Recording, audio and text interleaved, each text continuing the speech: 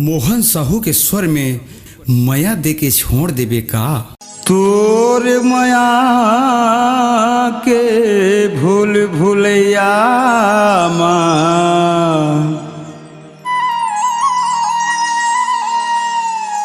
काबर मोला भूलवाए वो अलबेली वो रंगरेली दगा दे के नहीं आए वो।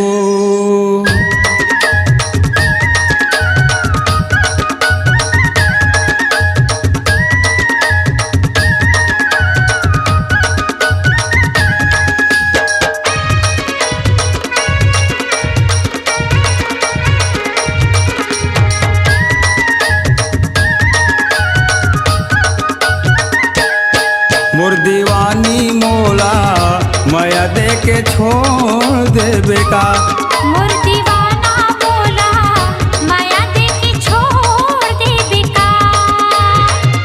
बीच नदिया में डोंगा बोर देबे का। बीच नदिया में डोंगा बोर देबे का। मोर माया रो मोला माया दे के छोड़ देबे का। मोर मायारू मोला माया दे के छोड़ देबे का।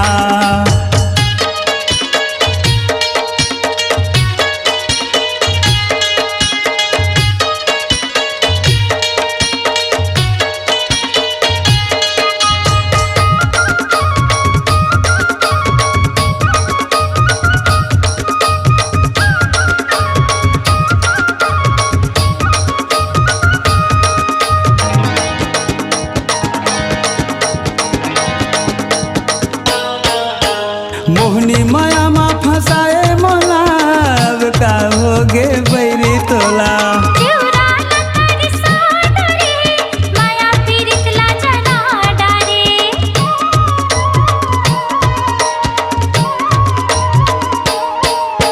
मोहनी माया मा फसाए मोला अब का होगे बैरी तोला। देवरा लतारी साडरे माया पीरित ला जना डारे। जेठ महीना कस हवा बरोड़ देबे का। दारा लगिया मुझे से छोड़ देबे का। मोर गोलैची मोला माया दे के छोड़ देबे का। मोर माया रो मोला माया दे के छोड़ देबे का।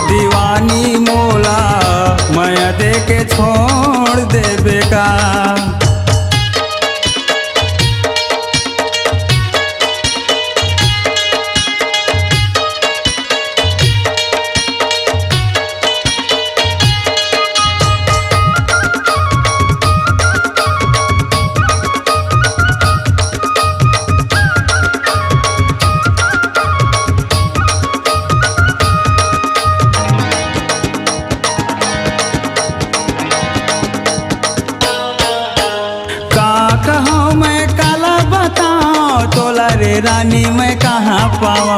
पगली दीवानी बनाए रे, का जादू मंतर चलाए रे।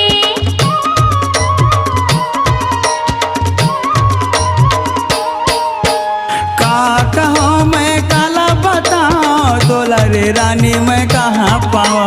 पगली दीवानी बनाए रे, का जादू मंतर चलाए रे। मोती के मटकी जैसे फोड़ दे बेटा।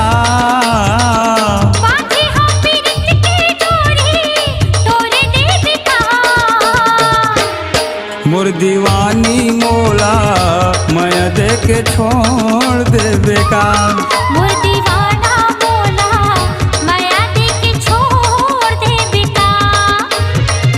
बीच नदिया माँ डोंगा बोर दे बेका। बीच नदिया माँ डोंगा बोर दे बेका। मोर मायारू बोला, माया दे के छोड़ दे बिका। मोर दीवानी मोला मैं दे के छोड़ दे बेका। मोर दीवाना बोला, माया दे के छोड़ दे बिका। माया वाली मोला मैं दे के छोड़ दे बेका। अपनी आवाज को दीजिए एक नया मुकाम। डिजिटल रिकॉर्डिंग की दुनिया का जाना पहचाना नाम स्वरांजलि, जहां गूंजती हैं ध्वनियां अपनी माटी की सौंधी सुगंध के साथ। छत्तीसगढ़ी संगीत के विविध रंग जो पहुंचाते हैं पूरे प्रदेश में डिजिटल रिकॉर्डिंग के संग। स्वरांजलि स्टूडियो, नेमीचंद गली नंबर 2, गंजपारा, रायपुर।